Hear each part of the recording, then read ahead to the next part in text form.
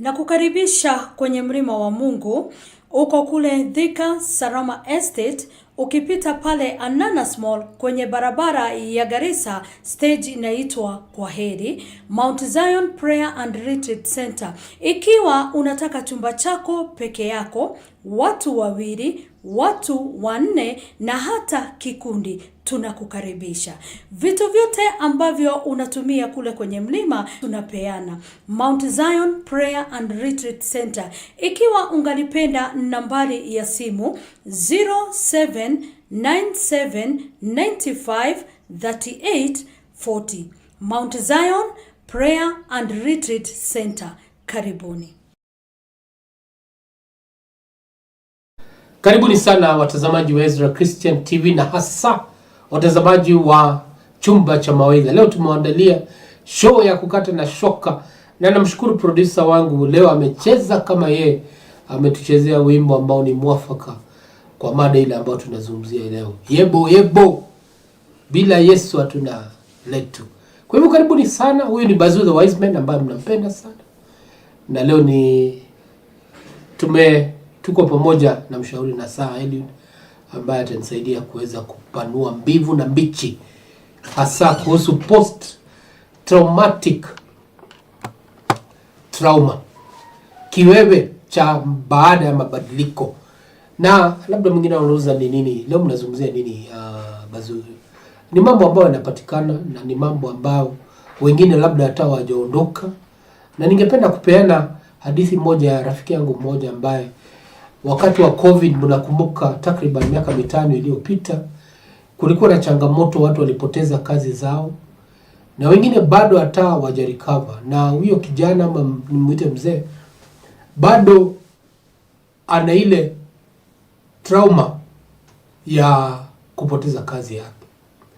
Ni mtu ambaye alikuwa na kazi na biashara ambao ilinoga, lakini sababu ya ile COVID na kufunga kwa kila maeneo yote, basi alijipata kazi ile haimo tena. Na sasa ni miaka 5 na bado hajakubali ile hali ambayo ako nayo. Na ndio mambo ambayo tunazungumzia leo. Na kuna mabadiliko mengi yanapatikana. Unaweza kuwa ulikuwa unafanya kazi kama juzi, rafiki yangu mmoja ambaye alikuwa katika ofisi moja ya kiserikali, na simu ilikuwa masikio yake haipumziki, anazungumza na simu paka inakuwa moto. Lakini wakati alipostaafu, hata alipelekea fundi wa simu kuangalia kama simu yake bado inafanya kazi ama ifanye, sababu hakuna yote ule ambaye anampiga. Na hilo jambo lilimpiga na likamfanya awe ni kama mtu ambaye ni mgonjwa. Na ndio mambo ambayo tunazungumzia, hicho kiwewe ambacho kina kufuata baada ya mabadiliko ghafla, ndio tungependa kuizungumzia na tuweze kujua ni jinsi ambavyo ni nini hasa utaweza kufanya ili kujiondoa katika hiyo hali ya kiwewe hicho. Basi karibuni sana. Wale ambao ni wageni, naomba kwamba muweze kuandika comments zenu hapo, na pia uweze kufinya hiyo subscription na pia hiyo kengele, ili tunapoleta show kama hizi, basi wewe unakuwa ni mmoja wapo wale ambao wanazipata hapo awali. Karibu mshauri na saha Eliud, uweze kuambia wiki ilikuwa namna gani na pilika zako za mitaani zilikuwa namna gani. Karibu. Asante sana Bazuu. Mimi nimekuwa salama. For the last 1 week I've been well. And everything has been okay. And now we meet today so that we can talk about post-transition trauma. And that is now the stress that follows after you've had a sudden change in your life. It could be sudden, could be progressive, but either way, it's a change. Yes. Asante sana, karibu sana. Jihisi kana kwamba uko mahali ambapo unahitajika, na najua kwamba tunapofanya haya mazungumzo, ule ambaye anatutizama na anapitia hiyo hali, basi ataweza kupata mawili matatu, na hata zaidi, hata si wale ambao wako katika hiyo hali ya hicho kiwewe, pia familia, hata makanisa na hata na jamii kwa ujumla. Hao ni watu ambao tunatangamana na wao, na wakati mwingine hatuelewi, na najua baadaye utaweza kupeana signs zile ambazo unaweza kujua kweli huyu mtu ni kweli ako katika hiyo hali ya kiwewe cha baada ya mabadiliko ya hali fulani. Kwa hivyo karibu sana na uweze kutuelezea. Kuna wale wanauliza hiyo post transition trauma ni nini? Hizi mavizungu vingi zinatokea wapi? Karibu sana. Okay. We are going to simplify the concept so that at least people can be able to understand.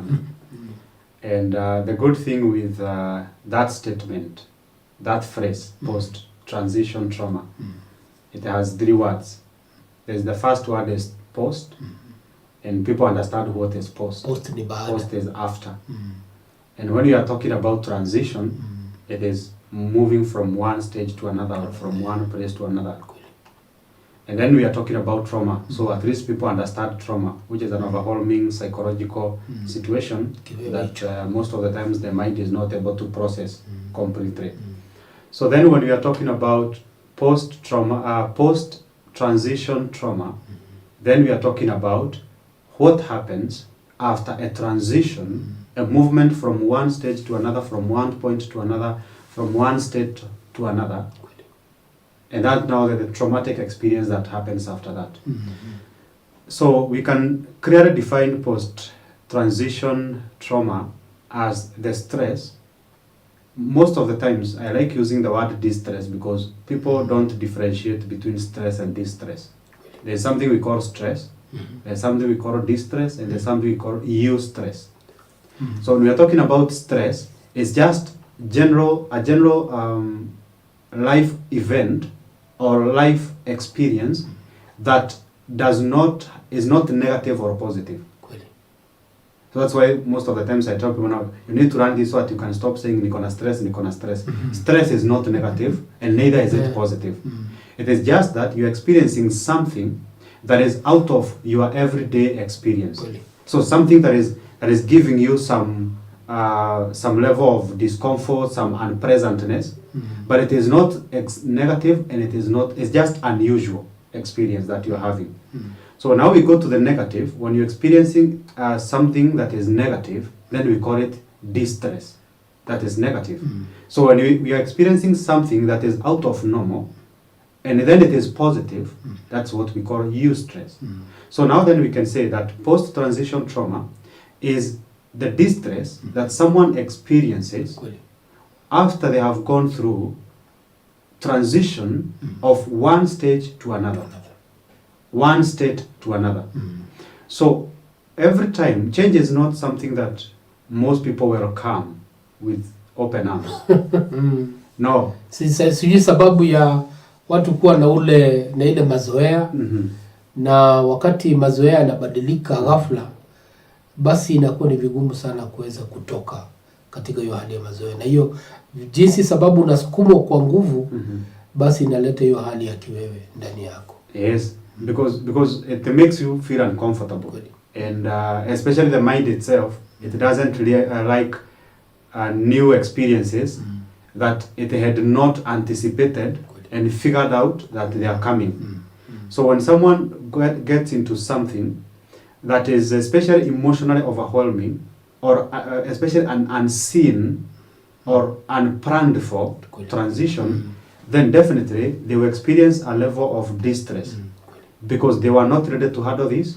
They don't feel adequate enough. They don't feel like they are ready to handle the present the stage they have transitioned, or the state they have transitioned into. And we'll be looking at some of the experiences, the transitional experiences that we are talking about. So change is not something that the mind itself welcomes with open arms. It always tries to resist change. So the moment you try to change anything, the mind is like, I don't want to. No, unanisumbua, tunasumbuana hapa. And so the mind is always going to try and pull back when you try to change something. That is why developing a new habit or changing an unpleasant habit, it's always a challenge because the mind is not ready for that. So when change comes and you had not figured out that probably it was going to come as it has arrived, so definitely that transition can be distressful to someone. and not just to someone, but to most people. And especially those people who are used in their life to only stay in their comfort zone. Like they don't like anything challenging, they don't like anything bothering them, they don't want anything different or any difference. They want the same. They don't want anything that is challenging them to think or think out of the box, as people say. They don't like that. Wanataka tu kufanya vitu. Yes, they want that which is hiyo yenye inajireta. You know, they want to do unafanya vitu what's always done. Yes, what's simple, what they know how to do. Yeah. And that's the same thing that you find with those people who don't like also taking risk. Because those people who scare when they hear there's a risk being taken, that's the same reason that they don't want to have a new experience. That especially they are feeling like they may not be able to predict the outcome. So when they feel like, I want to engage into something, I've seen some people do it succeed, and I've also seen some people do it fail. So meaning that I'm getting into it, I don't know what's going to happen. So I'm just getting into it, and anything can happen. So most people don't like anything can happen. I want a surety of what is going to happen.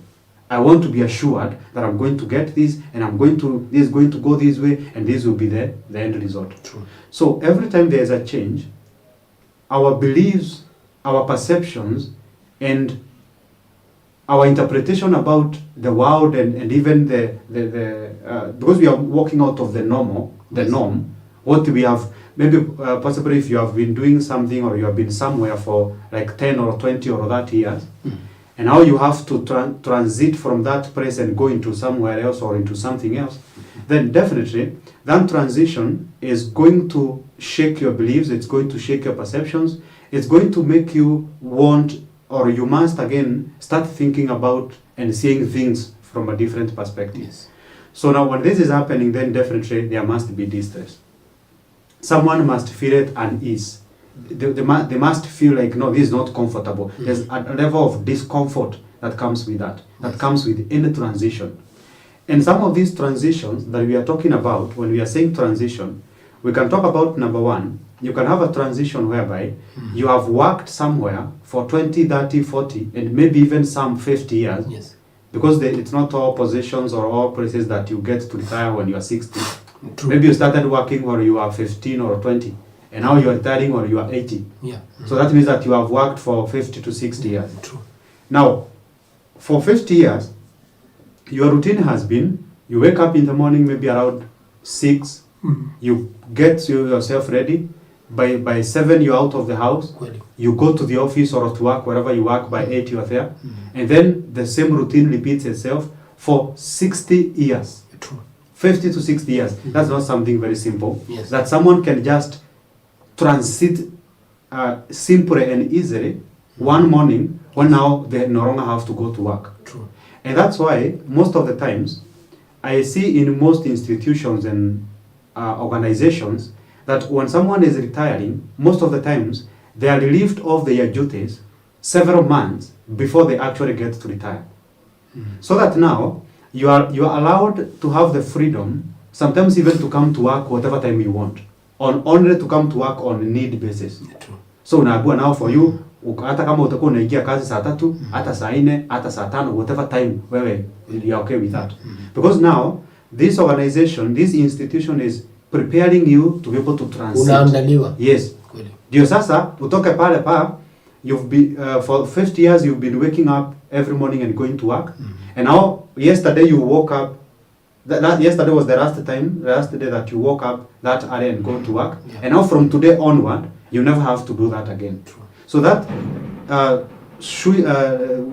don't know whether we should call it let's call it abrupt, abrupt transition. And ghafla, yes, from here to there, then again we will give you a good shot. Tayari umesema vizuri mshauri na sawa. Na hilo jambo tutazungumzia baadaye. Kuona vile ambavyo taasisi ama waajiri vile ambavyo wanaweza kufanya. Yes. Na umeweza kuzungumzia hiyo kwa awali, lakini tutazungumza kwa kina baadaye kama producer wetu ataweza kutupatia nafasi. Mshauri na saa amekuwa akizungumzia kuhusu ametutafsiria jina post transition trauma ni nini, ambayo kwa Kiswahili ni kiwewe baada ya mabadiliko, na akaweza kutupatia mifano, na alikuwa anazungumzia kuhusu mfano huo wa mtu mmoja ambaye alifanya kazi takriban miaka 60 na umefika muda wake wa kustaafu, na wengi wamekuwa kwa changamoto nyingi sana, sababu alikuwa mahali labda kwa idara moja ya kiserikali, na pale alikuwa na kazi nyingi sana, lakini sasa ameenda kustaafu, sasa hakuna kazi yoyote, na hilo jambo linamletea kiwewe kiasi ya kwamba unaona kana kwamba ni mgonjwa. Kwa hivyo napenda kurejea kwako tena uweze kupeana mifano kadha, ili ule ambaye anatutizama aweze kuelewa hili ni jambo ambalo limekithiri katika jamii zetu, na wengi ambao wanapitia hiyo hali, wengine hata watu hawaelewi. Unaona mtu ni mtu ambao ukimzungumzia tu hivi amekasirika. Labda kama alikuwa na tangamana na watu sana, amejificha, hatoki kwa nyumba sababu ya mambo kama hayo. Na mambo kama mengine ni hata kazi.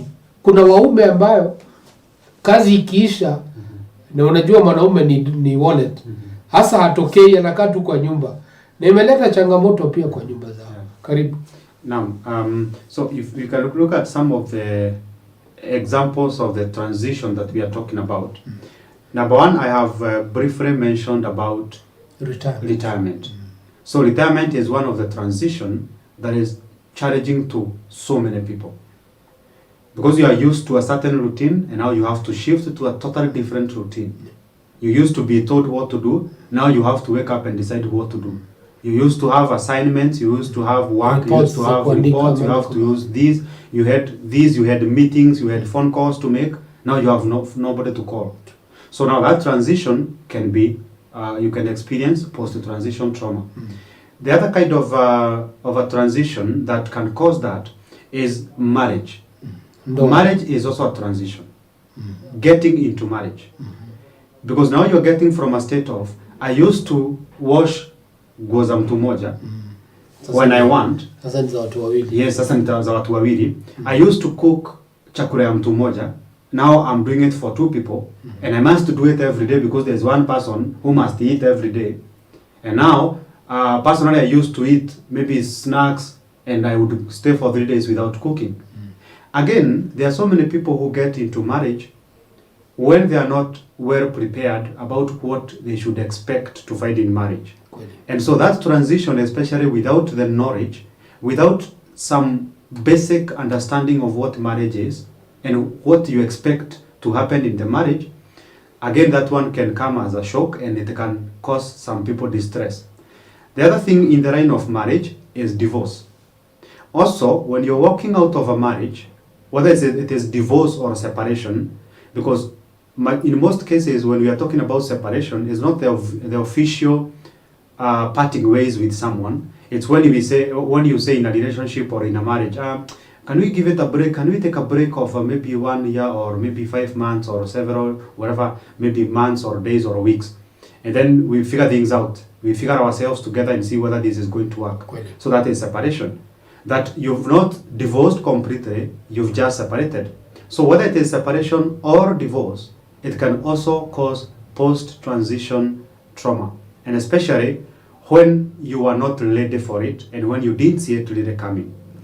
The other thing that can cause that is when you are transiting from one workplace to another workplace. So if you have been transferred from Ushago to town, you used to work in Nyadaro, huko ndani kabisa, kwa msitu huko.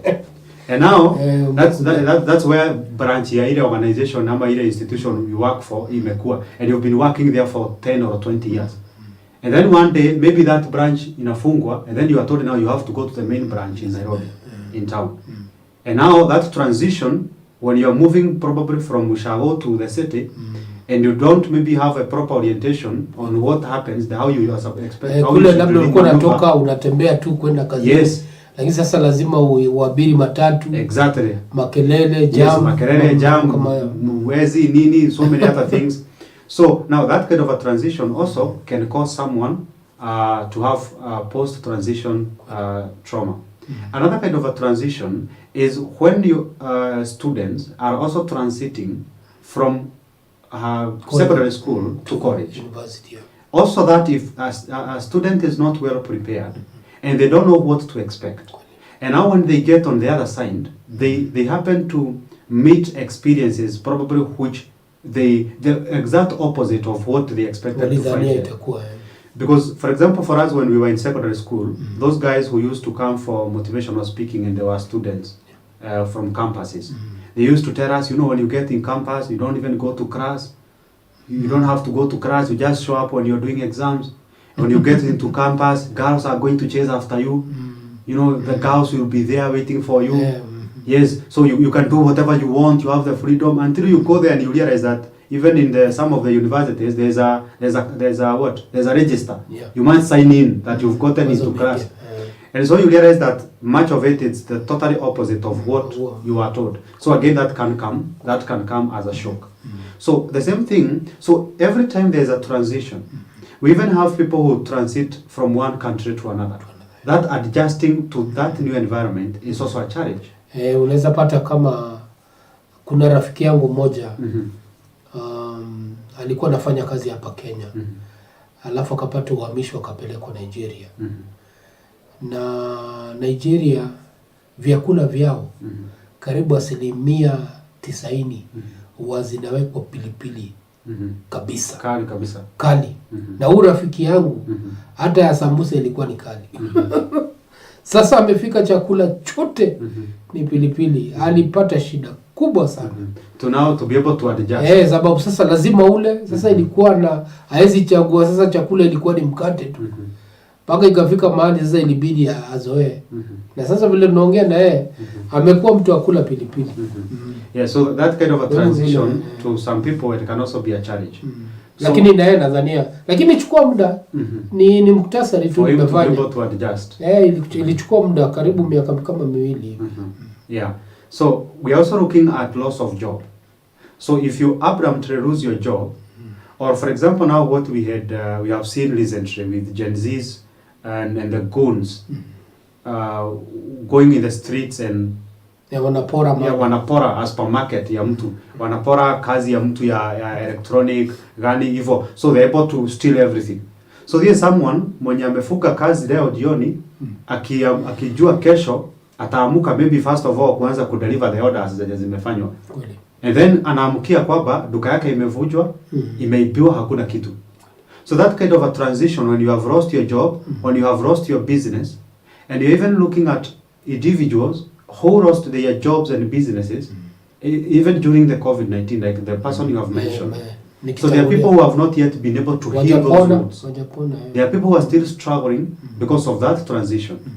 So even when, for example, you go into the hospital and you are told you have a chronic illness, that's also a transition. Because maybe you have been told you have chronic illness, now you have to start going for regular checkups, you have to start going for chemotherapies, maybe if you have cancer or something. So you have to start a different program. The same thing happens when, if it's for example a parent, you have either lost your child through death, that is now what we call loss and grief, or as parents, all the kids have left home. They are bereft, they are gone. Empty nests. And so now you used to make noise from morning to evening. Ng'ombe haijafanywa, sijui kondoo hazijakamliwa, sijui paka haijachaniwa nywele, sijui panya haijapewa maziwa, sijui nini, so those kind of things. So now, because that's what you are used to do every single day. Maybe you expect in the evening every day, you find kids at home. And now they have to do 1, 2, 3 things. You have to have some conversations and all that. And now they are all gone. None of them is dependent on you. That transition can also bring issues. So any form of transition where someone has to come from one stage to a totally different level, to a totally different experience, to a totally different environment, to a totally different life experience. So definitely that comes with some form of distress. And that's what we are calling, that's some of the examples of what we are calling post-transition trauma. Asante, umepatia na mifano mingi, na nadhania wewe ambaye unatutizama hapo umeweza kuona jambo labda ya rafiki umekuwa ukimwona kidogo ule uzoefu wake ama ule uchangamfu wake umepungua, na labda umekuwa ukijiuliza ni nini, ama labda mtu alikuwa anafanya kazi na mlikuwa mnaonana kwa mara mingi, lakini siku hizi unamuona mara moja, na mkionana hataki muongee mambo mengi, anataka tu useme hai ama msalimiane, alafu ndio hiyo shughuli imeenda. Sasa amepeana mifano, na sasa tukipenda tuweze sasa twende hatua hiyo nyingine. Na hatua hiyo nyingine ni kutuelezea ishara, sababu lazima kuwe kuna ishara, na tayari tumezisema, tumezigusia, lakini ningependa uziratibie ndio yule ambaye anatutizama pale aweze kuangalia kama ni chakula hata sioni utamu wake, nijue kama hiyo, kama napitia hiyo hali, labda kuna uwezekano nina kiwewe baada ya mabadiliko. Kweli. So when we are looking at some of the signs and the symptoms, or let's first of all talk about the signs, how you can be able to tell that someone, or even yourself, you are experiencing post-transition trauma after you have changed from one environment to another. So as we have mentioned, transition is not a one-day event. Like your friend mwenye ameanza kukula pilipili all of a sudden had to take even almost 2 years to be able now to mwili yake na system yake iweze kuadapt na kuzoea vizuri. So some of the things that you can be able to tell that someone is going through post-transition trauma is, number one, when this person used to be social and outgoing, and now they are locking themselves in the house and they don't want to talk to anyone. That's what we call withdrawal. Yes. So this person is experiencing some withdrawal. They don't want to interact with other people. They don't want to go where they used to go. If this person used to go to church, they stop. If this person used to go and meet friends for fun, or to play games, or to do whatever they used to do, this person doesn't want to do that anymore. They want to stay by themselves. So that is number one. We have withdrawal, and especially social withdrawal. Number two, we have incidences where you see someone is becoming easily irritable. When we talk about easily irritable, this is where this person used to not get angered easily by just anything. But now you come to realize that even a simple thing, a very simple thing, amekasirika, na sio tu kukasirika, this person has created a mountain out of an anthill. It's a very small thing. Like, for example, the way probably we could be doing like what? Maybe we are sharing the same office. In this same office, maybe I just happen to walk out of the office, and then ninaacha maybe stepra yangu ama karamu yangu hapo or a certain item. Kweli. And then nakuja napata umechukua umeanza kutumia. And actually, by the end of the day, kuna mtu ataenda hapo akiwa na black eye. Simply because you took my stepra without asking for permission. So now, such simple things, you realize that they are irritating someone the way they used not to get irritated. So we have easily irritable. Kweli. Some people will experience appetite loss, or some people will even start eating too much. So someone can be unable to eat, or they eat too much. So loss or excess or loss of appetite.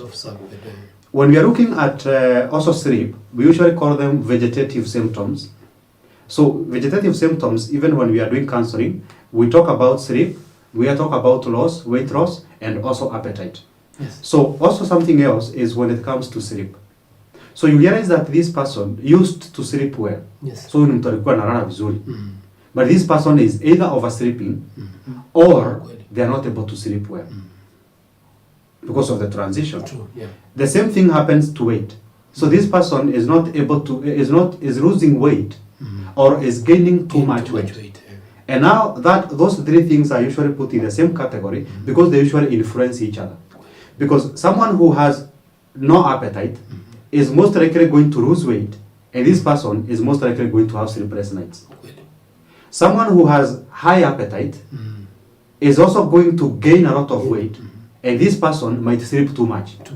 So they usually walk hand in hand like that. So something else that you can be able to experience from someone is when they neglect self-care. That this person used to take great care of themselves. Even simple things like kama taking a bath. Yes, trouser lazima zipigwe pasi. Yes. Lakini sasa ukimwona zimekujana. Shati hata ni chafu. Kama hata pasi aliuza ama iliharibika lakini hajaripesi. You know? So this person used to be clean, used to do nice things, alikuwa anakuwa ako kept everywhere every time. But this person anaanza kuwa very unclean. So akona uchafu nini mtu alikuwa bado anakuja maybe kama ni kazini mapema ama alikuwa ana show up on time. Now this person is starting to get red. So then we have that issue of neglecting self-care. And most of the times neglecting self-care is closely attached to withdrawal.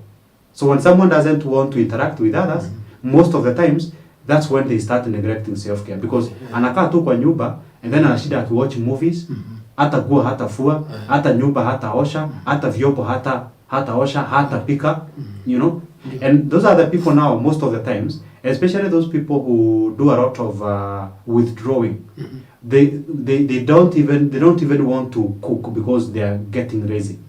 They are feeling fatigued. And fatigue, that's also. And fatigue is also another sign. Yes. Unasikia umechoka. Hakuna kazi umefanya. Hakuna. Wewe unasikia tu mwili imeshikana, umechoka. You wake up in the morning instead of yawning, kwanza unajistretch, unasikia unasikia bad. Yes, umetoka kitandani. Yes, umetoka kitandani but umechoka ni kama umelala ukibeba simiti. You know? Sasa ni venye unafeel ni kama nimelala nikibeba simiti lakini hata vumbi sina. Yeah? But now it is mostly because of that emotional burden that you have on your shoulders. Something else that someone can experience, sometimes it's use of drugs, excessive use of drugs and alcohol, especially if this was someone who used to just take just a small amount of alcohol, or if it's someone who never used to take any drugs or any alcohol, and now they have started doing it. So that's also can be a sign that this person, there's something wrong.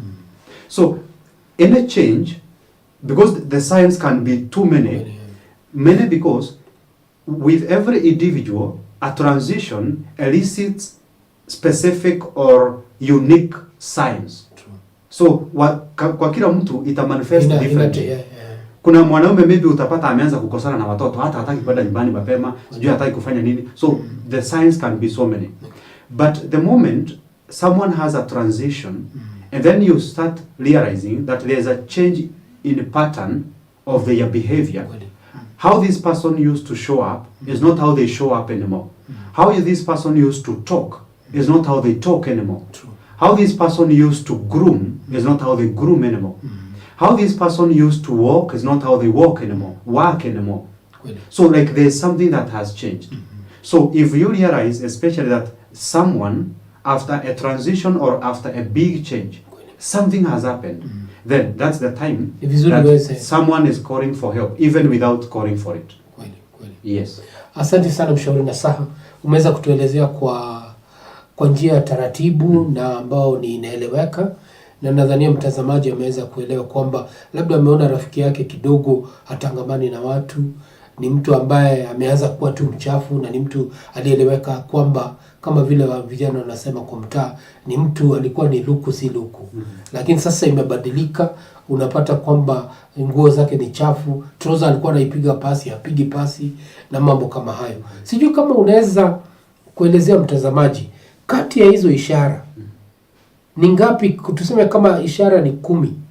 Zikifika kama 5 ama 6 tunaweza jua kweli kabisa huyu anapitia hiyo hali ya post transition trauma, ama kwa Kiswahili kiwewe baada ya mabadiliko. Baada ya mabadiliko. So if someone is experiencing at least 5, kama 5, at least 5, that's someone who need help. Because when it is 1 And someone can even actually be experiencing one of the symptoms, but this one sign is extreme. Ni kubwa. You know? Because for example, if we are talking about one of the signs being use of excessive use of drugs and alcohol, so that alone is enough to destroy the life of that person. Exactly. So when we can say that maybe around 5, half of those signs should tell you that this person really need help. But even if they are not 5, you don't have to wait until they are 5. Even if you observe that just one change, it's always good, and that's why I always tell people, and especially if there's someone who is close to you, if you ever realize that there's a shift in behavior of someone, always mention it. Bring it into the awareness. Because this could be happening and the person is not aware.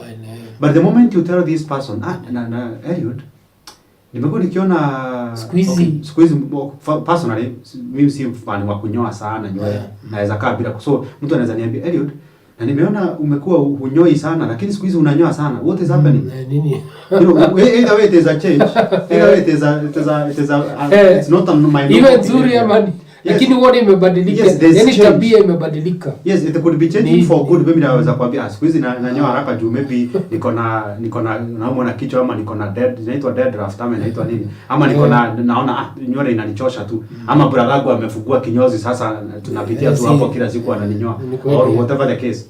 But the moment you realize that there is a change in someone's behavior or a pattern of actions, always bring it into the awareness in a good way, in a loving and a caring way. So, okay, by the way, I'm not saying there is a problem, or I'm not saying that it's a bad thing that is happening, but I've noticed that there's something you used to do this way, and this way and this way. But I've realized that for the last several weeks, or for the last several months, or so for the last several days, you have been doing it like this or like that. What could be happening? First of all, are you aware that there's that change? Yes, have you realized that you are doing, there has been change in your behavior? So that now, if this person is not, first of all, even aware that this change is happening, at least now they know. And even if they knew, now they're able to know that it's other people are starting to observe.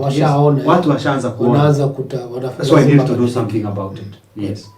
Asante sana mshauri nasaha kwa kuweza kufafanua na wingi wa matumaini. Yule ambaye anatutizama labda kidogo alikuwa anatatizika wakati tulipoanza, sababu unajua wengine wanasema hizi ni vizungu vingi na mambo kama hayo, lakini elewa hata tunapozungumza vizungu vingi, lakini nashukuru kwamba tuna tafsiri ili uweze kuelewa. Kiwewe kwa kawaida ni jambo ambalo walinatatiza watu sana, na mara nyingi kama vile tumemalizia mshauri na saa amemalizia kusema ni kwamba wengine wetu wakati mwingine hatuelewi, hatujui. Lazima mtu akuguse akuambie na fulani wa fulani hapa kuna jambo ambalo haliendi vizuri, na ni vyema tuweze kufanya hivyo. Sasa ningependa tuweze kwenda kwa nafasi nyingine, tuweze kuzungumzia kuhusu jamii ama hata kanisa inaweza kujipanga namna gani. Umepeana mfano kama mtu yule ambaye amefanya retirement. Haya, ukapeana mfano wa vijana wetu. Labda kanisa ama jamii inafaa ifanye jambo fulani ambayo inaweza kudhibiti ama kumudu hiyo hali ya kwamba wakati haya mabadiliko yanafanyika, kuna mambo yanafanyika ambayo inaweza athiri huyo mtoto ama huyo mtu asiwe ni wa msaada kwa jamii. Yeah, sure. Unaweza zungumzia labda kama chief hivi, kama ni baraza ama ni idara ambazo zinaweza kuwa wanaweza leta mambo za kufanya kama hamasisho kwa umma, waweze kuelewa kwamba mambo kama hii inafanyika, lakini muelewe kwamba lazima ifanyike sababu tunaishi kwa hii dunia, na mambo iwezi kusalia tu vile ilikuwa tangia mwanzo hadi sasa, na mambo kama kwa kanisa wakati mwingine si ufanye mzaha kama ilivyokuwa mwanzo ilivyo sasa na hata milele. Lakini haya ni mambo ya Mungu, lakini ya kidunia wakati mabadiliko yanafanyika, na ni vyema tuweze kujua yanapofanyika, hata kama ni ghafla, tutamudu namna gani hasa jamii. Na hiyo ninazungumzia kuhusu makanisa na hata mtu binafsi aweze kuelewa mambo kama hayo.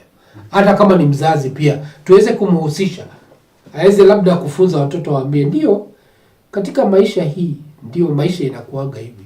Lakini kuna wakati mwingine kazi inaweza potea. Mtoto alizoea kula mkate, mkate labda nusu mkate peke yake, lakini sasa kazi imepotea, hakuna pesa. Hasa huyo mtoto aelewe kwamba hasa hata uji unaweza kunywa. Naam. So number one thing that I can say about the society and those people who are close to the person or wherever the change or the transition or the shift is happening. The most important thing that people need to understand is this.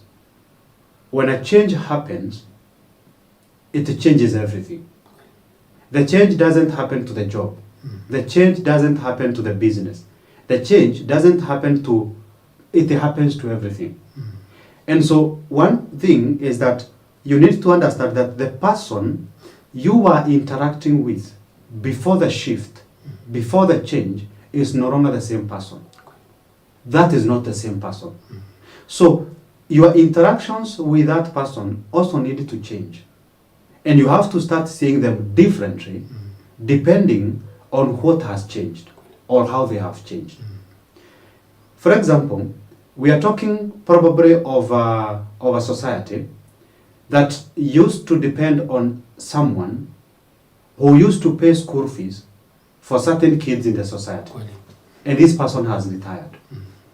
If you continue to demand to this person that he or she must continue paying school fees and feeding certain families in the society, you are saving that person and you are killing the other one. So the one to whom you expect, because sometimes that's what is most stressing, especially to those people who retire, and they had certain monetary responsibilities in the society. And now they know that other than pension, there's nothing else that I'm going to do. There's no other source of income, and especially if I had not established a sustainable source of income that is going to ensure that there's flow of funds so that I can continue doing what I was doing. So, and that's why sometimes you find that someone, because of the responsibilities they had in the society, the monetary responsibilities, amepata pension, na hiyo pesa yote, retirement benefit, amechukua, amelipa school fees ya hao watoto wote. Imeisha yote. So the next minute, after 2 months or 3 months, the same person sasa anakaa pale kwa maduka pale kwa mtaa, anachomoka pale kwa barabara Mumeto pale. So anakaa hapo sasa, anaanza kuomba watu 10, ninunulie sigara, ninunulie chupa moja, nipe 10, nipe 200, nipe 300. And this is someone who had enough resources that would have sustained him or her for quite some time. Or this is the same person who would have used some of these resources maybe to set up a business, so that now the time they used to wake up every morning and go to the office, at least now they can wake up and go and open the business, even if the business is doing nothing much for them. Even if the business anapata mahali ambapo anaweza kuwa anatangamana na watu, jinsi vile ambavyo alikuwa anatangamana na wao akiwa pale kazini. Exactly. So we need to understand that when a change happens, it happens to the person and the entire person. And so when there is a change, we need to perceive that person to whom the change has happened as a totally different person. That is not the same person. That is someone else. Because that shift has changed, that change has happened. So when we are looking at the society now, the society can be able, number one, to go easy on those people who have experienced certain sudden changes or transitions in their lives. And maybe the society had some demands on them. Yes. Some expectations on them. So they first of all can pause. They can say now, so and so, kulingana venye tunamuona, inakaa biashara yake imeanguka. So kama alikuwa analipia watoto school fees, so now please we need to give him a break. So lazima tuchangane nyinyi sisi wenyewe, tujue venye mtoto atasomeshwa, but for kwake kwa muda kidogo. Yes, wacha kwanza tumpe some space ndio kwanza aweze kurestore maneno. So the society first of all can go easy on these people. Kwa hivyo jamii lazima iwapatie muda wa kuweza kujipanga. Give these people the space to be able to adjust themselves. Now, even I'm not only talking about the society, even the church itself. Yeah. Because sometimes you go into the church, and it's those people who have retired that they are actually expected to give more because they are seen and perceived as people who don't have much bills to pay. Majukumu na Yes, hawana majukumu. Urei so ile pesa uko nayo wewe tulete because una watoto kwa nyumba, una watoto nyumbani, sijui unaendea pesa ya wazee, sijui ulipi nini, sijui hata hauna hata ya wifi na Netflix na nini. So hivyo. So now they are able to, they should also give these people a break and understand. So that now these people don't feel pressured to push themselves to the corner or to the wall, such that they might intend to hurt themselves in order to be able to meet the demands of the society. So when someone has gone through a shift, the society need to give them the necessary space and the necessary adjustments through perception and anything else that they may need from these people, so that this person can be able to adjust through the change. I also mentioned about institutions and even also in the churches and other organizations. For example, there are changes which people can be prepared about. So if someone is going through retirement, in the organization where they are retiring, that organization or institution can prepare these people. And at some point have even been invited in certain institutions to help the retirees to be able to transit properly from work to home. And so you see that these institutions, they are able to allocate certain resources to be able to help these people. Yes. And sometimes I even tell them that if you're giving this person a retirement benefit of 100,000, for example, you'd rather give them 90,000 and then get someone who can talk to them, mumulipa hiyo 10,000, awaongeleshe, so that now out of this conversation, yes, it's going to save him the 90,000. The 90,000 here atapewa itaisave because huyu mtu atakuja awape plan, because majority of them they are hawana plan. Ama they have very unrealistic plans. Nitatoka hapa nini nifungue supermarket, nikifungua supermarket, then anafungua supermarket for 2 months. Ni yeye tu peke yake ananunua. Kama juzi tulikuwa tumeenda workshop ama washa ya wanaume na tulikuwa tunazungumzia kuhusu retirement. Na tukafunzwa vizuri sana.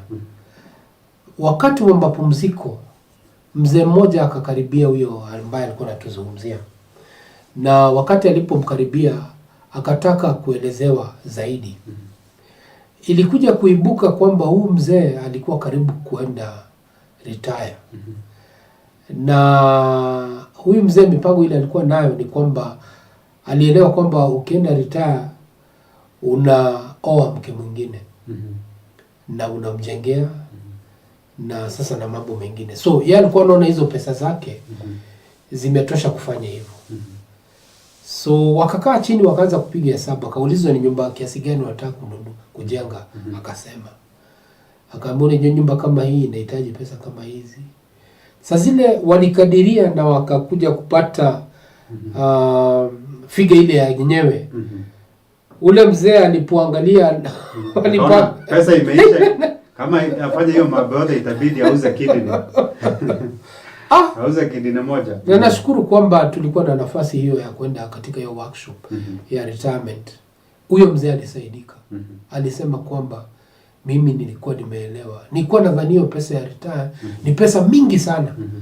Lakini sasa vile tumepiga hesabu nyumba nini na ile vitu yote alikuwa anataka awekee huyo mke mpya. Akaambiwa hata kuweza tu kwenda kutoa mahari. Pesa imeisha. Akaachana na hiyo mambo. Kwa hivyo ni vyema kama vile unasema workshop kama hizo ni vyema kuweza kuelezea watu kama hao ambao wanaenda retirement. Na ndio hii kiwewe ambayo inaingia wakati mabadiliko yanakuja isije, na ndio watu waweze kujimudu. Karibu. Yes, because when people are prepared to do the swift motion from one point to another, they may not really be prepared with the exact experience that they are going to have, because you cannot foretell exactly what is going to happen after the person has transited. But you can be able to work on the basic that almost everyone must experience. Because if we are talking about transition from work to home now, retirement, you expect you have excess time. So you can explore with this person, how will you use your excess time? You can explore with this person, what kind of a realistic investment can you be able to do? Because now this person, like that friend, yes. Now this is someone when anaambiwa we are going to give you 2 million for the anaona 2 million ni pesa mingi ikiwa pamoja. But and then anaanza kupanga now 2 million kwanza nitafungua biashara ya 1.5. So biashara anaifanyia mahesabu anaona itakula 1.5. Hajaweka miscellaneous, hajaweka nini. And then kuweka hiyo biashara analia kwamba there's some losses. And so by the time the business peaks, the person has already used all the money. So there are certain basics, because we cannot really foretell the exact experience that you're going to have when you are transiting from one place to another. Yeah. But we can be able to explore with you the possibilities and the basics, and then we can be able to come up with alternative solutions that you can be able to approach the possibilities that we have explored together. So if institutions and organizations and individuals who have the resources and the know-how can be able to come together and be able to prepare those people who are transiting from one place to another, or those who have already transited. Because, for example, if someone undergoes a sudden loss, could it be business, could it be a loved one, whatever kind of a loss. Someone who has undergone a loss, we could not have prepared that person yesterday. No. Because we didn't know that the loss is going to happen the next minute. But now when the loss has happened, we don't have to say that, that's an Aisha happened, hatu prepare so much akai. No, now you sit down and now you help this person process the loss. You help the person now to process what has already happened. So when we are saying that we are preparing people before, we are preparing them on what might happen. But when now they have transited, now it's happening, they also need to be followed up, and then they need to be asked, okay, now we prepared you to get into it, now you are in it, what is happening? Now they'll be able to say, now that I've graduated, now that I have retired, now that I have lost my friend, now that this has happened, that has happened, now that I'm married, now that I'm divorced, now these are the list of things that are happening. Okay, now this person is able to now be able to handle what is happening, because before it happened, probably they had been prepared that something like that must happen or might happen. When it happens, it doesn't catch them by surprise. They saw it coming. But now when it comes, it doesn't mean that now automatically they have the immunity for it. It's still going to affect them in one way or another. Now we can come in and help them now. Umuhimu ni kwamba makali ya kiwewe hicho hayatakuwa ni makubwa, yanakuwa ni makali ambayo yanaweza kudhibitiwa kwa exactly. So and we empower this person to not only to become more independent and not dependent. Because the reason why, and I always tell this to elder people when I have talks with them, the reason why most elder people are cursing the children and they are hating their children and they are not in good terms with their children is because this person has retired and now this person is demanding from the kids that they have to give him or her exactly everything the parent asks for. Huyu mzazi ameretire ama sasa amezeeka, now this person has to rest. And now after that they didn't have a good investment or a good independent source of income such that now they can depend on themselves. And so they'll start putting pressure on the kids, forgetting that these kids have families. These kids have bills to pay. They also have other things that they need to do for themselves. So when now they start doing this and now they become very independent, very dependent on the kids, definitely it's going to come with a lot of other issues. And that's why sometimes you'll find that even during the holidays and even the Christmas and those other significant, the events and the seasons that people hold significant to them, they even don't go home. Because anajua nikifika nyumbani nitakuwa kwa watu watakuwa mahitaji ni mengi. Nitaanza kuambia sasa ona venye umenona hadi umetoa kitabu na nilikuitisha 200 ukakataa kunipea. Naona kabisa ukufe. Now nataka siwezi tembea na matatu, nataka niende na gari. Najua nikienda na gari hiyo ionekane nyumbani, tena nitaanza kuambia nimeanza kuworship devil ama nimenyima mzazi ndio nini. Such kind of things. So that's why sometimes even kids don't want to visit their parents because of such.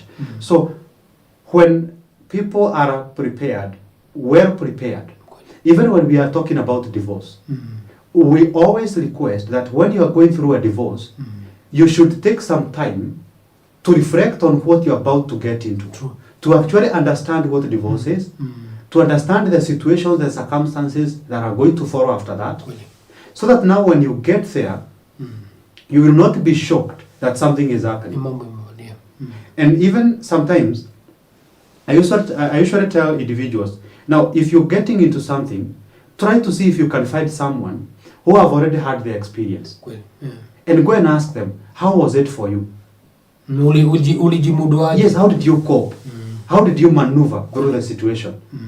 You are not asking them because you are going to have an exact similar experience like them, but at least it's going to give you a reality show, a reality perception, a reality experience of what actually happens. Ni kama kushikwa mkono. Exactly, like a mentor. Mkono alafu ndio uweze kupata nguvu zako, alafu basi uweze. You can be able to now go through the experience. So when we are able to prepare people, when they are about to get into a situation they have not been in before, then we are helping them.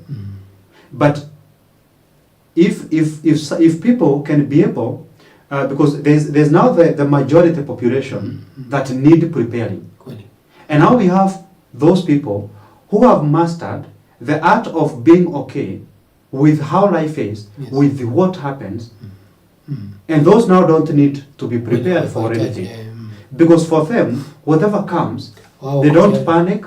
They don't first of all start looking for who to blame. They don't start looking for who to complain to. They first of all sit down with the moment, and they try to see how they can be able now to resolve and maneuver. So there's that group. Ile muhimu ni kwamba ni mazungumzo haya ambayo tunazungumza, mtazamaji, ndio tuweze kuelewa ni kwamba kuna watu ambao hata wakati huu tunazungumza wako katika hiyo hali, na imeathiri mahusiano, imeathiri yeye kutangamana sababu ya hali hii ya mabadiliko. Na zaidi kwanza tunazungumzia kwamba kwanza kuna juzi mzee ambaye ukimwangalia unaona alikuwa na kila kitu ambacho alikuwa nacho, lakini mke wake alikufa ghafla kama vile ushauri na saa ameweza kutuambia. Lakini aliingiwa na kiwewe kiasi ya kwamba hakuwa anaweza hata kuambia mtu yote. Na cha kushangaza ni kwamba alirudi akajitia kitanzi. Na asubuhi hiyo aliita binti yake mkubwa tu na akampa ATM ya bank na akampa pin, akamwambia unajua mtu anaendaga safari na ni vyema uweze kujua mambo kama haya. Lakini msichana hakuweza kujua hii ni bendera nyekundu, kwamba huyu si safari, ni kuenda anaenda akiendaga. Na hiyo ndio mambo tunajaribu kuzuia, sababu mzee kama huyo ni mzee ambaye alikuwa ni mtu ambaye alikuwa na kila kitu. Alikuwa na ndoa nzuri ambao ilikuwa ni tamanio ya watu wengi. Ni mtu ambaye alikuwa na biashara zake, alikuwa na watoto ambao wengine wameoa, wengine bado wanasoma. Ni mtu alikuwa anaishi vizuri, lakini kiwewe cha mke wake kumuondokea kilifanya aingie katika hiyo hali ya kutokubali na mambo kama hayo, na akaona sasa mimi nina maana gani? Mke ameenda, hakuna sitatambuliwa na mambo kama hayo. Na kama vile umesema kwamba ni vyema uweze kupata mtu ambaye mtatembea na yeye, aweze kukutia moyo na kutembea na yeye kwa hiyo safari, ili uweze pia kuweza kupata nguvu. Na hiyo jambo lilimfanya akajitia kitanzi. Na ni jambo ilikuwa ni ya kutia hofu sana na mastikiko makubwa, kwamba kuna wanaume ambao hawakuweza kutambua kwamba huyu jamaa anapitia magumu sana. Na ndio napenda kushukuru Ezra Christian TV na Chumba cha Mawaidha. Tunawaletea haya mambo ambayo kidogo yanafichwa ama yanafagiliwa chini ya mkeka. Lakini ni mambo ambayo ni muhimu sana na ni vyema tunaweza kuyazungumzia. Narejea kwa mwalimu na sana, naona tuna muda kidogo aweze kuzungumza. Tumezungumza mambo mengi, labda wengine wasema Bazuu, sasa tumesikia, tumeelewa, umeweza kutafsiri hiyo post transition trauma ni nini, umepeana ishara, umepeana hata mifano, hata ukashauri hata jamii na makanisa jinsi ambavyo wanafaa kufanya. Lakini sasa turejee kwa huyo mtu, tumzungumzie, tuweze kumwambia kwamba dhamana yake, hata kama kumepatikana mabadiliko, dhamana yake imesalia tu pale pale. Na nataka kupea mfano wa, tuseme kama una noti ya shilingi 1000. Hiyo noti ukiangusha kwa matope, alafu itoe, ile dhamana yake inabaki pale pale. Ukifinya hivi uikanyagie chini, alafu ikunjue, bado ile dhamana yake ya 1000 inasalia vivyo hivyo. Tunataka yule ambaye anapitia hiyo hali aweze kuelewa. Kwa hivyo nataka kurejea kwako na tuweze kuleta hiyo dhamana tu ambayo tunazungumzia ni nini. Ni nini ambacho mtu anaweza fanya hata mabadiliko kama haya yanapofanyika anaweza bado kujimudu. Query, and I'm going to start from that point. And I'm going to say something a little bit not very common. But I want people to understand that there's a part of you which never loses its value no matter what happens.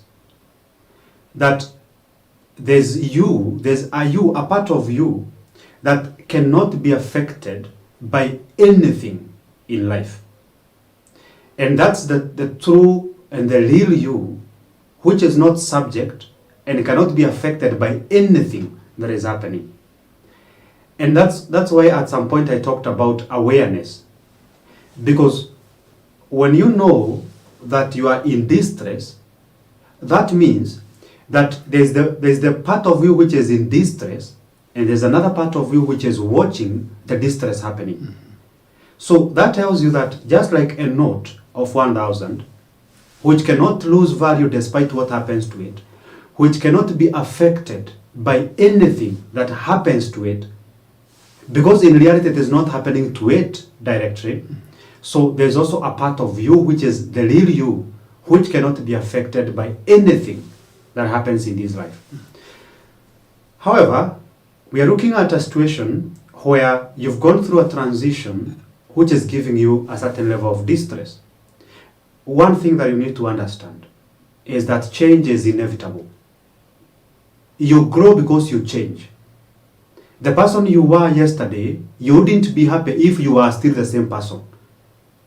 If you are already, if your body appearance is the same as when you were 6 years old and now you are 35, you wouldn't be so happy about that.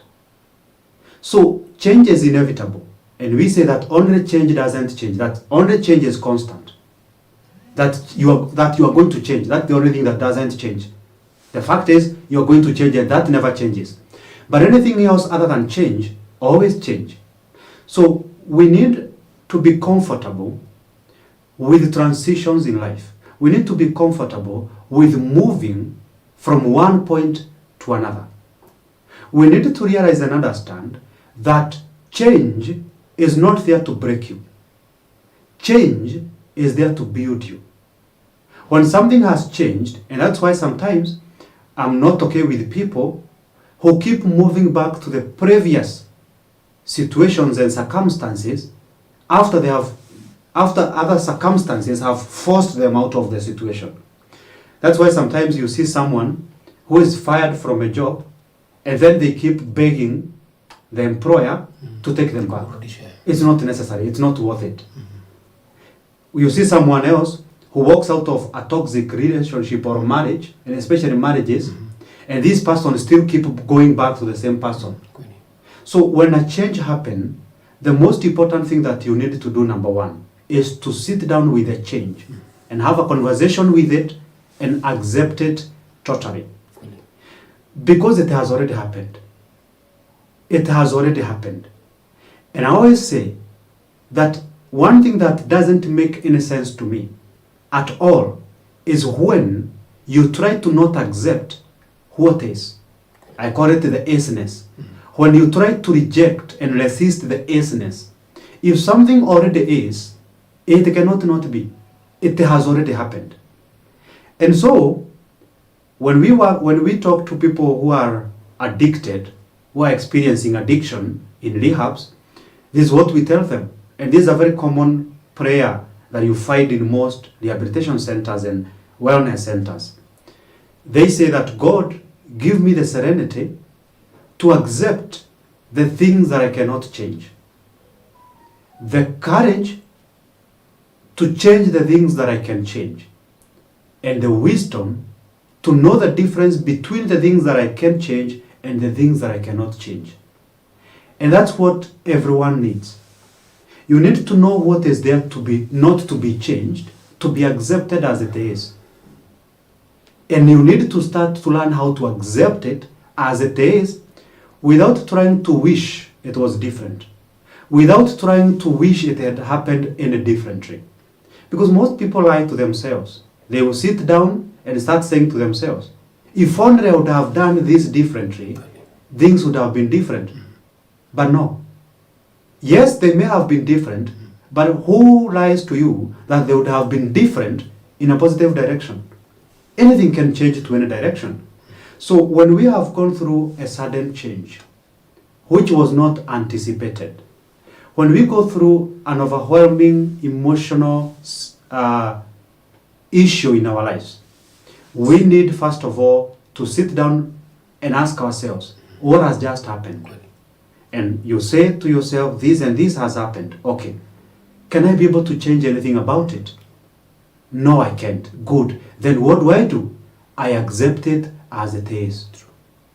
It already is, and resisting what is the greatest mistake and the greatest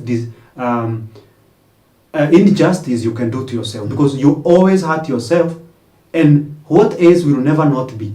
It will remain as it is, but you get hurt by the end of the day. So you want to accept it. And then you also ask yourself, okay, this has already happened. Can I change it? Yes, I can change it. Okay, good. What do I need to be able to change it? Probably I need some help. Go ask for it. If you feel you need help from someone to change what has already happened, then go and do that. So when something emotionally overwhelming has happened in your life, when a change has occurred, whether anticipated or not, whether foreseen or not, you need to sit down first of all and relax. Before you say this is bad, this is good. Before you say this is evil, this is good. Before you say this is deserving, this is undeserving. Before you say this should have happened or shouldn't have happened. Before you say I deserve, I don't. Before you start saying who am I to blame?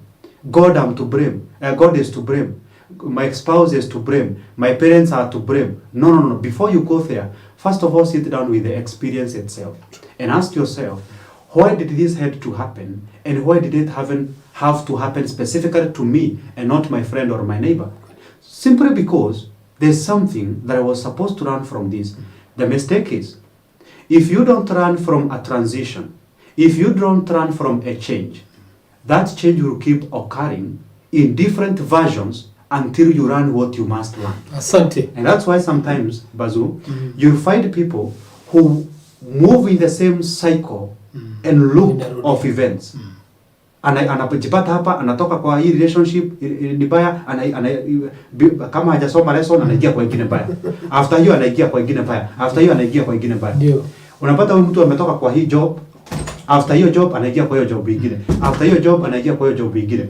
And all those workplaces ends up to be toxic workplaces. But because you never learned from the very first episode of the similar experience that you had.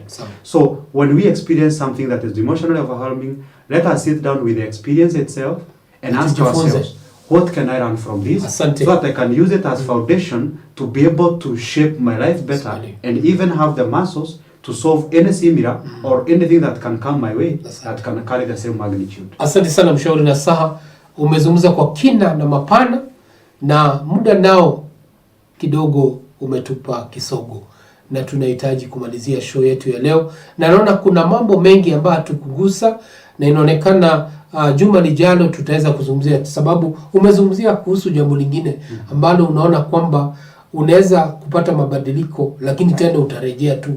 Kwa hivyo hilo ni jambo ambalo pia tunafaa tuzungumzie, tuweze kusaidia hawa watu ambao tena wanajipata katika hizo hali za mabadiliko ambayo inaleta kiwewe na inakurejesha tena hapo hapo. Tumekuwa tukizungumzia kuhusu post transition trauma ama kiwewe baada ya mabadiliko, na tuna wingi wa matumaini kwamba umemakinika. Kama umeingia kuchelewa, sisi ni wakarimu sana. Rejea katika Facebook ama YouTube na utaweza kufuatilia yale ambayo tuliyazungumzia. Mimi ni wenu Bazuu, the wise man. Tunashukuru kwamba mmekuwa pamoja nasi na show leo imekuwa lit. Nashukuru Pastor Grace na ndugu yangu mmoja hapa anaitwa Dagi na wengine wengi ambao wametuletea comments kem ambazo zimewagusa kwa njia ya kipekee. Ndapata tu kurejea kwa mshauri na saa apeane namba ya simu alafu ndio tuweze kutamatisha. Asante. So if you like to have a conversation with me one on one, you want to come to my office, or you want us to have a virtual conversation, if you're stuck somewhere, if you want me to come and help people who are transiting from one stage to another, or if you have experienced a transition and you're not able to process it or handle it, you can call me through 0713 550 493 0713 550 493. Asante sana mshauri na sawa. Huyu tumefika mwisho wa chumba cha Mawaidha show ambayo iko katika Ezra Christian TV, na napenda kushukuru mwelekezi wangu Kim Proper, mkurugenzi wangu na pia mama yetu ambaye tunampenda sana, ambaye ana mkarimu wa kutupatia muda wa kuweza kuzungumzia haya mambo kwa kina, ambaye ni Pastor Naomi. Tunashukuru sana kwa nafasi hii ametupatia, na tunaomba kwamba Mungu endelee kumpatia neema na nguvu ya kuweza kuendelea na hii mipango.